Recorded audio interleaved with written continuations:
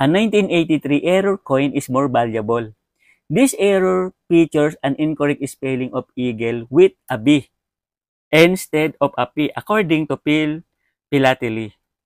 The incorrect spelling is a significant error, making coin stand out from the normal 1983 50 centimo coin. While the overall mintage of 1983 50 centimo coin is high, the number of error coin with the spelling mistake is likely much lower, according to Phil Philately. Collectors are drawn to error coins due to their unique nature and the story behind the error.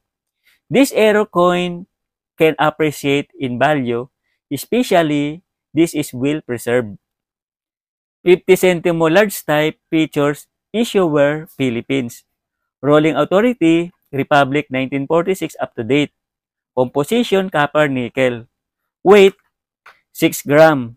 Diameter 25 mm. Thickness 1.62 mm. Demonetized 2nd January 1998. Series Flora and Fauna. Obverse, head of Marcelo H. Del Pilar facing left.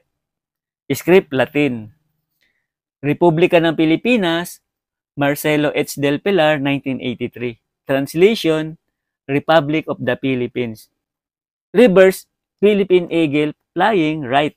Lettering 50 centimo. Adds plain.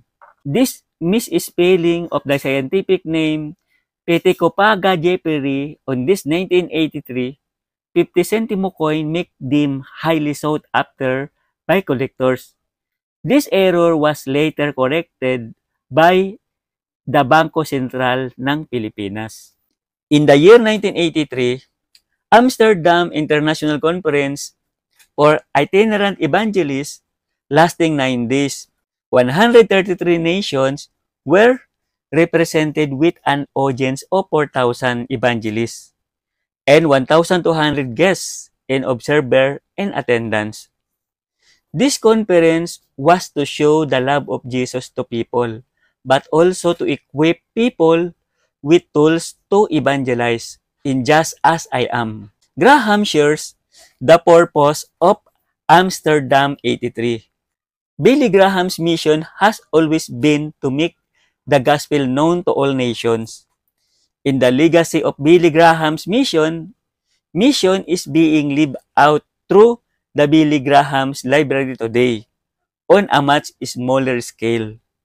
The Billy Graham Library hosts evangelist intensive that have been inspired by the International Conference for Itinerant Evangelists.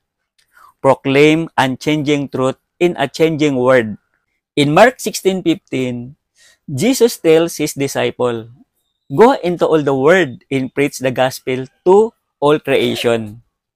These verses emphasizes a universal mission of sharing the good news of salvation through Jesus with everyone. The verse is a call to action urging believers to spread the message of the gospel to every person and culture. This phrase indicates a global mandate emphasizing that the gospel message should be shared worldwide. This refers to proclaiming the good news of Jesus Christ, including His death and resurrection, in the offer of salvation through faith in Him. This phrase underscores the universal nature of God's love and salvation, meaning that the gospel is intended for every individuals, regardless of their background or beliefs. Let us pray. Lord, help me to be bold in sharing the gospel with my friends and family, and open my eyes to see their needs, and open their heart to receive your message. Fill me with your Holy Spirit and empower me to share the truth with grace and love. God, thank you for the privilege of sharing the good news. Help me to be a living witness to your love. Grant me the wisdom to know when and how to speak.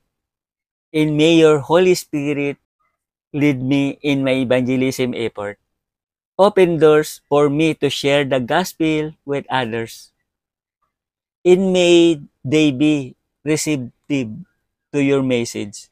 Lord, I pray them their heart to receive the truth of the gospel and grant them repentance. May your Holy Spirit work in their life and lead them to a deeper relationship with you. In Jesus' name, Amen.